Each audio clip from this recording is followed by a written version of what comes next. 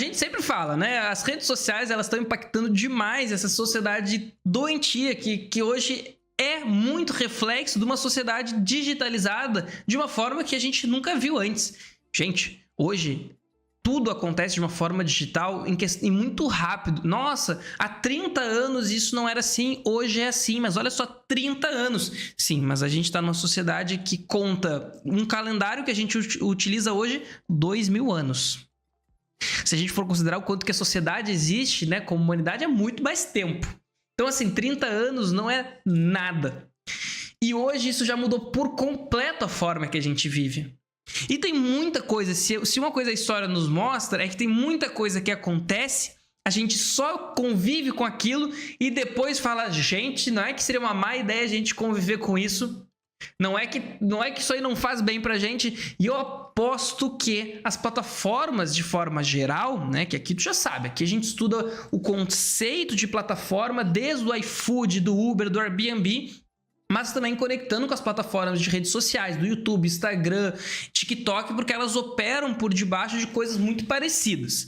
Então essas plataformas, de forma geral, estão mudando por completo e a gente sequer sabe para onde vamos, o que vai acontecer, meu Deus do céu. E isso tem impactos grandes na nossa qualidade de vida. Eu gosto de dar muito o exemplo do cigarro, que por um momento era posto como algo legal tu fumar cigarro, até que chegou e a gente evoluiu e falou, gente, esse negócio aí tá nos matando, eu acho que a gente não pode ficar distribuindo assim, inclusive acho que a gente tem que fazer campanha contra fumar. E aí chegou hoje que a gente entende que fumar não é legal. E certamente a gente vai viver no futuro uma ideia da percepção de, meu Deus, as plataformas naquele momento eram completamente um lugar sem freio, tão sem freio que a gente viu o impacto que teve nas eleições. E na história será estudado como as eleições que as redes sociais influenciaram. Pode ter certeza disso. E a gente ainda não conseguiu, a gente está entrando em mais uma eleição, a gente ainda não está nem perto de controlar isso, porque eles escancaram uma contradição de que a gente deixar do jeito que ela tá. Se quer a gente pensar em regular o conteúdo que é posto lá, é o suficiente.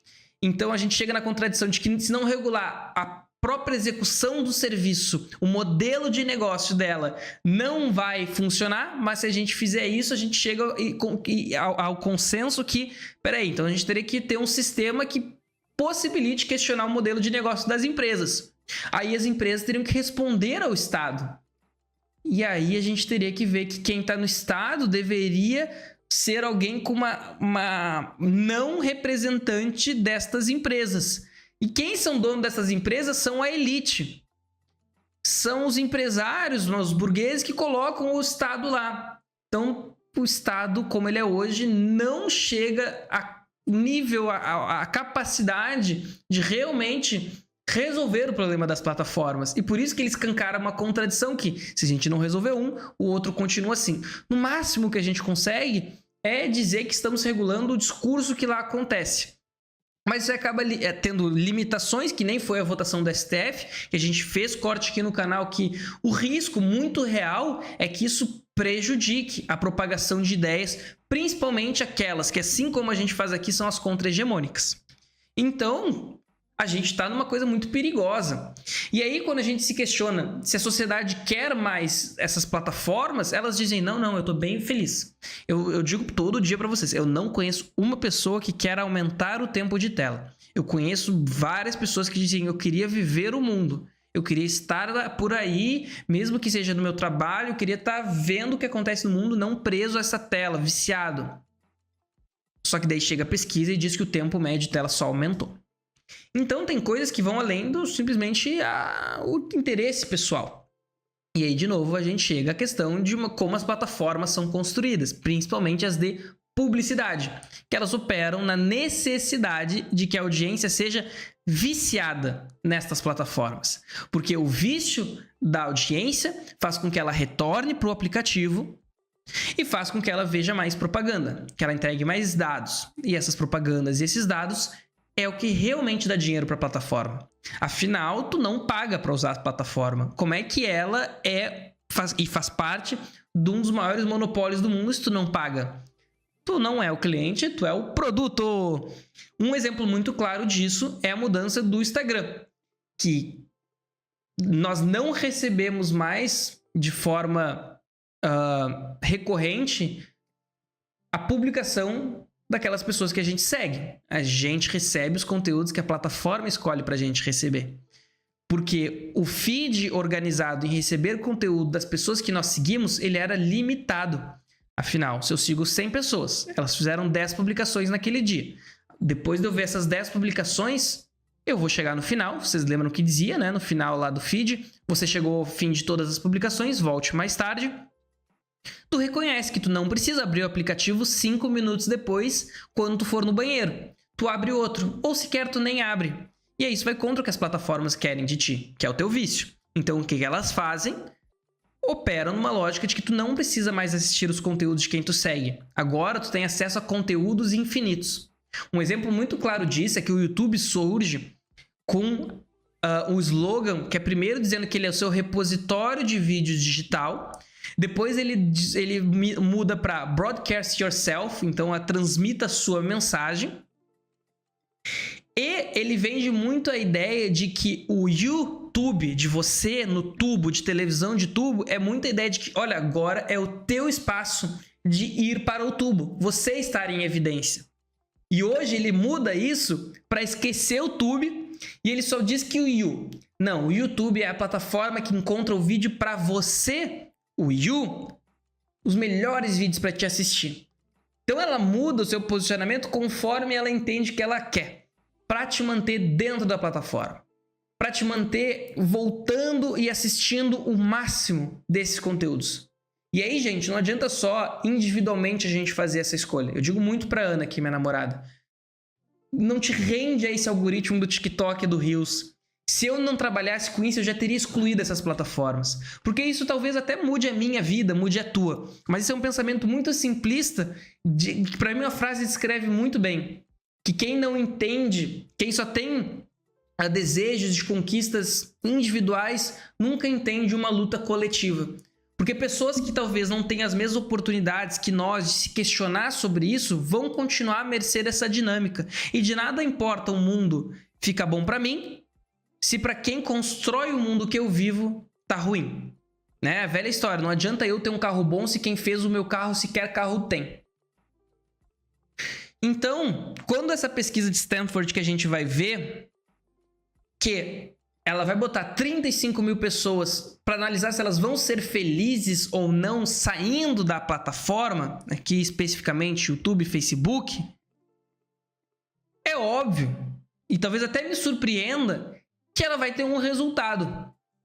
Não me surpreende pelo resultado, mas me surpreende que é o seguinte, tu colocar a pessoa hoje para sair somente do YouTube, do Facebook, do Instagram, pouco resolve, porque ela está inserido nessa sociedade de plataformas. Então, para a gente olhar realmente a pesquisa, e aí sim falar dos resultados, a pesquisa colocou 35 mil pessoas e durante o período das eleições nos Estados Unidos de 2020, elas tiraram essas pessoas ou do Facebook ou do Instagram. Teve aqui, e aí para a gente dizer que o resultado teve melhora de forma geral, né? Equivale a um processo de 15 a 22% do efeito de terapia. Então, olha, tu só sair das plataformas é como se tivesse feito um processo, mas tu recebeu 20 a 15% do benefício. Olha, já é legal. O grande ponto é, isso aqui tu ignora a total realidade que compõe o mundo dessa pessoa. Eu sair do Facebook, eu excluir o Facebook, excluir o Instagram, teu TikTok, teu X, teu YouTube, não faz diferença. Por isso que me surpreende que melhorou.